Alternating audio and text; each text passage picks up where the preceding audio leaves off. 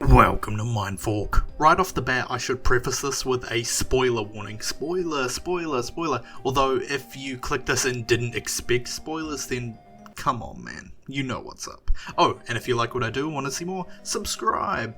Anyway, I was racking my brain, honestly, trying to come up with an Arcane theory and didn't really want to talk about the ending, considering that it's been beaten half to death by this point, so I decided to zero in on some personal, unanswered questions I had, and I remembered my favourite Season 2 episode, Episode 7.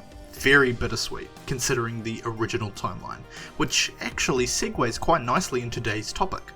Despite loving it, a small gripe I had with this season were the occasional unexplained phenomena that sort of just popped into existence. I could list off a few examples, but the one I want to talk about right now is the alternate timeline in episode 7. Although it's not the worst of the bunch, since we can somewhat infer what caused this branching timeline using various context clues. But the fact we have to sit down and think about it at all means I can make a theory on it, so here we are. And in fact, I believe there is one very specific action that changed the entire trajectory of Piltover and Zorn, which resulted in this alternate timeline. But before we learn what changed, we should quickly go over what didn't. The original timeline. It all starts with Silco and Vander, two brothers-in-arms working towards a singular goal, to liberate their people from Piltover's oppressive rule. Things don't go all that smoothly, however, as Vi and Powder's parents, Felicia and Connell, are killed in the resulting struggle. This would lead Vander to adopt Vi and Powder as his daughters and lose his resolve to keep fighting for Zorn's freedom, much to Silco's chagrin. Felicia's death would drive a wedge between Vander and Silco, and eventually lead Vander to attack Silco out of grief and attempt to drown him in Zorn's polluted rivers, although Silco managed to fight Vander off with a knife and escape back into the underground. The chemicals in the water heavily scarred his face and mutated his left eye, but we already know all that. Fast forward a few years and we get to the events of Season 1, Act 1. Vi, Powder, Milo and Clagger follow a tip from Echo to rob a wealthy Piltover scientist, Jace. The robbery goes wrong when Powder drops a magic crystal, causing an explosion that alerts the guards. Silco, having kept an eye on Vi and Powder, discovers what they did and accelerates his plan to get rid of Vander, turning the kids into Marcus, a enforcer, in order to draw Vander out. Silco uses that opportunity to test his newly developed compound, Shimmer, a drug that violently boosts the user's physical capabilities at the cost of their mind and sanity. And you all know the rest. Benzo, Echo's mentor, and Grayson, the enforcer sheriff, are killed in the scuffle between Silco's goons and Vander. Vi goes to save Vander, Powder follows, causes an explosion that kills everyone, and Vi is taken away by Marcus to spend the next 6 to 7 years in Stillwater, hoping to protect her from Silco. And that's the brief sum up. I think it does the trick, so now we'll get onto the actual changes of the alternate timeline. The first difference, and the most notable honestly, is that Vi is dead in this reality. When they were robbing Jace, Vi is caught in the explosion and dies right there. The gang doesn't get a chance to escape because they're all pretty shocked at her death, reasonably so. Most of the other changes stem from this event also, but we'll get into that later. The second difference is that Benzo, Vander, Milo and Clagger are all still alive. Presumably Grayson is too, since Benzo and Grayson died in the same attack. The third is that Zorn has become an integrated part of Piltover and is treated far more amicably than in the original timeline. And the final difference is that Hextech does not exist. So, how exactly did these changes happen? Well, what if I told you that this can all be explained with one very specific difference? We're going to call it the different rune theory. I'm sure you already have ideas about what this could be based on that alone, but before we get into the specifics of that, let's break these 4 differences down and see how they came about. Let's go over Vi's death and the prevention of Hextech first, since they're both related. From what we see in the Season 2 Episode 7 flashback, it appears that the timeline is nearly identical to what we know happened in Season 1 Episode 1. The group go for this job, get inside, explore, Powder sees the locked box, takes the crystals, drops one, and triggers the explosion. The deviation happens when Vi is too close to the explosion and is caught up in it, killing her in the process. So what happened here? Well, my first thought as to why these changes happened was the obvious, that Heimerdinger, having arrived in this reality long before Echo, changed things when he went back, which resulted in what we see today. How long have you been here? 1,128 days, 6 hours, and 20 minutes, give or take. But this doesn't explain everything, or anything really. Amanda Overton, one of the writers for Arcane, said on Twitter that the time skip from Act 1 and Act 2 is about 6 to 7 years. And so if Heimerdinger predates Echo's arrival by 1,128 days, or just over 3 years, then assuming this reality takes place at the same time as the original, he would have been late to the party by quite a while. So as it stands, Heimerdinger would have been too late to prevent the birth of Hextech, far too late to change Zorn's bad reputation, and way too late to change anything about Vi or Powder, assuming he even knew anything about their existence in the first place. Although I can see him being a contributor to Zorn's acceptance if the ball was already rolling, but nothing more. So what then? Was Vi killed by the heart of the cards? Was Hextech sabotaged by something? Or was it simply a case of parallel universes be parallel universing? No, I don't think so. Like I mentioned, everything that happens in the original timeline happens in this one, exactly how we saw it in Season 1, Episode 1, up until the explosion. But what about before the explosion? What about Jace and Victor? Not during the robbery explosion, since they technically hadn't met yet, but from before, when Jace was saved by the mage. Aside from Echo and Heimerdinger altering the timeline by introducing a primitive form of Hextech, this is the one other change that could have rippled throughout the timeline: Victor giving Jace a different rune. Et voila, the different rune theory. At the end of Season 2, Episode 9, we're told that an alternate Victor, having regretted his actions, decided to travel to different timelines and give different runes to different versions of Jace. Say that 10 times fast. In our own timeline, we got an acceleration rune, but in this alternate timeline, I think we got a different one.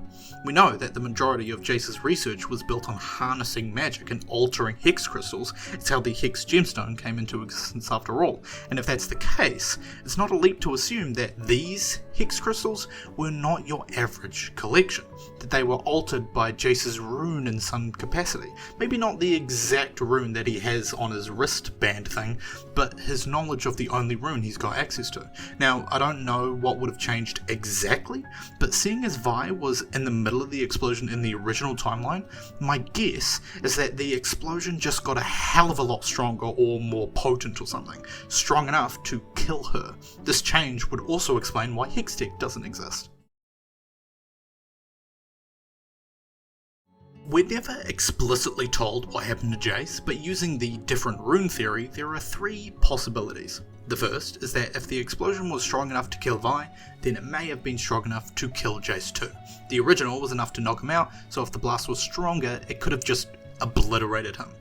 The second is that the timeline progressed exactly as we saw it, with Jace being trespassed from the academy and banned from continuing his research, but he isn't stopped by Victor when Jace goes to, well, end himself.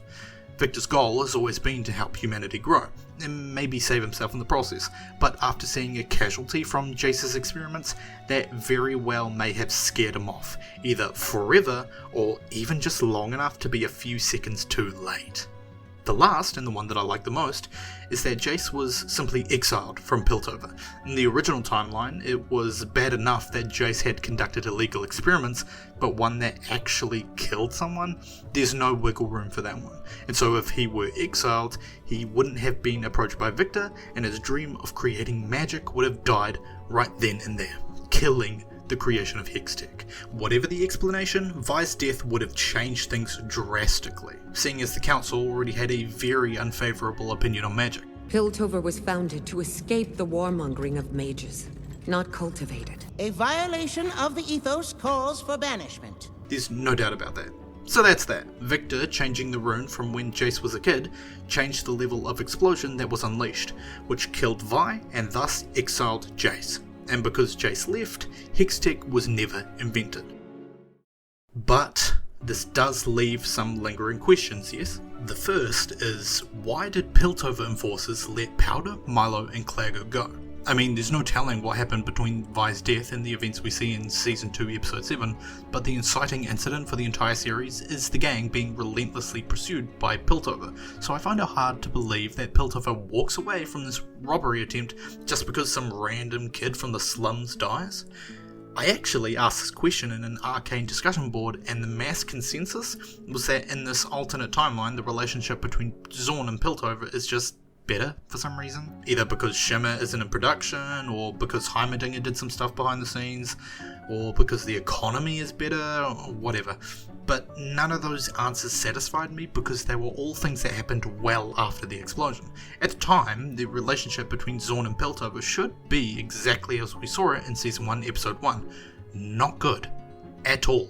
So there is no basis for that change. That being said, some offered some good insight, and using that I came up with 2 reasons why the Enforcers may have let them go. The first is that despite Marcus being a bit of a dirty cop, he's not entirely unsympathetic to Zorn and its citizens. In the original timeline, he was distraught when his dealings resulted in the death of his superior. What the hell have you done? This wasn't the deal!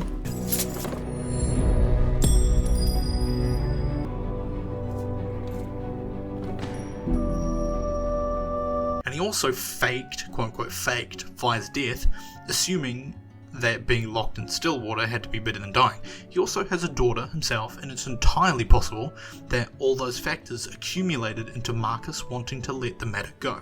The second reason is the superior I just mentioned, Grayson. In the original timeline, she was what kept Zorn and Piltover in amicable but separate worlds. She absolutely would have advocated for the reduced or even abolished sentence, knowing their connection to Vander, and given the other circumstances that would have arisen from the situation, there's no way he's going to let Powder, Milo and Clagger go after Vi's death, and Grayson would have known that. I also glossed over it, but there's actually no evidence they were even let go. Maybe they did spend a little time in Stillwater, but were released for the aforementioned reasons. And so that's Vi's death and the lack of Hextech explained. But what about the survival of Benzo, Vander, Milo and Clagger, and Zorn's emancipation from Piltover? Well, funnily enough, we might be able to explain these using the different room theory as well. After the explosion in the original timeline, we find out during the trial that Jace's house was backed by the Kiramans. It's why Jace and Caitlin are so close in their younger years. It's also why Piltover goes so hard in finding these 4 kids. Oh, I don't like how I said that.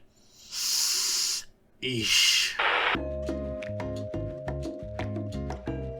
It's also why Piltover is so aggressive in finding these 4 kids in the original timeline, because it was council territory, so to speak, and they needed to be made an example of. This results in 2 things. The first is that since Powder, Milo and Clagger never left the scene, the criminal matter basically ended then and there, allowing the council to focus more on Jace and the circumstances of the explosion rather than the perpetrators.